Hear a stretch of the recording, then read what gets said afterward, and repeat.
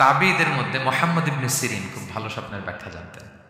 এক লোক এসে মুহাম্মদ ইবনে সিরিনকে বলল যে আমি দেখলাম আমার ছেলে পানি খেতে খেতে পেটটা এত বড় হয়ে গেছে।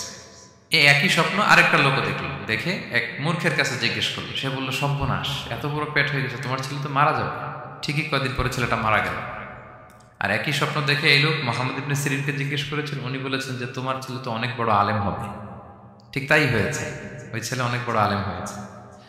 তো ফাইন্না রুইয়া তাকাউ আলা মা তুআব্বার, স্বপ্নের ব্যাখ্যা তেমন হয় যেমন এটার ব্যাখ্যা করা হয়। রাসূল সাল্লাল্লাহু আলাইহি ওয়াসাল্লাম একবার স্বপ্নে দেখলেন যে তিনি ওনাকে দুধ দেয়া হয়েছে, বাটিতে দুধ খাচ্ছেন, পরে আঙ্গুলের ফাঁক থেকে দুধ বেরোচ্ছে। এই সামান্য একটু দুধ রাসূল সাল্লাল্লাহু আলাইহি ওয়াসাল্লাম উমরে ফারুককে দিলেন। সাহাবারা বললেন, মাদা আউয়ালতা বিহি ইয়া রাসূলুল্লাহ, এটা তাওবিল কি? তখন বললেন, আউয়ালতু বিহি আল ইলম, এটা দিয়ে আমি জ্ঞান বুঝিয়েছি। মানে উমরে ফারুকের আল্লাহ তাআলা অনেক জ্ঞান দিবে। স্বপ্নে কেউ দুধ খাচ্ছেন, এটা আপনার জ্ঞানের প্রতীক।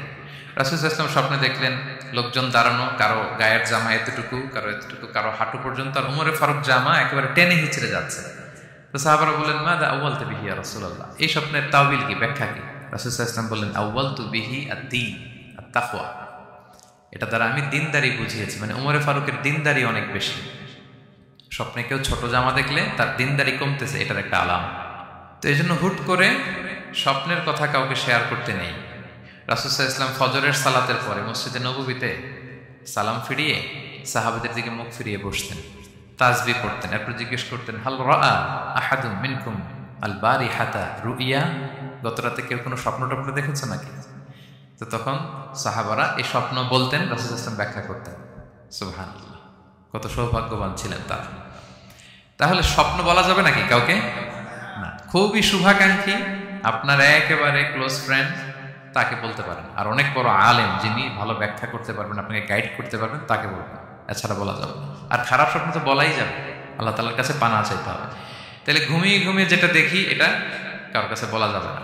আর যেটা পাওয়ার আকাঙ্ক্ষা মানুষকে ঘুমাতে দেয় না, ওইটাও একটা স্বপ্ন। বলে না যে আমার জীবনের স্বপ্ন আমি এটা করব, এটাও স্বপ্ন। এই ভিশনও শেয়ার করা যাবে না কারোর সাথে। আপনারা তো ব্যবসায়ী মানুষ, টিপস শিখাই দেখেছি। বিশাল বড় একটা কিছু প্রজেক্ট নিছেন, শুরু করার আগে আপনি বলে ফেলছেন, শেষ, আর এটা হবে না।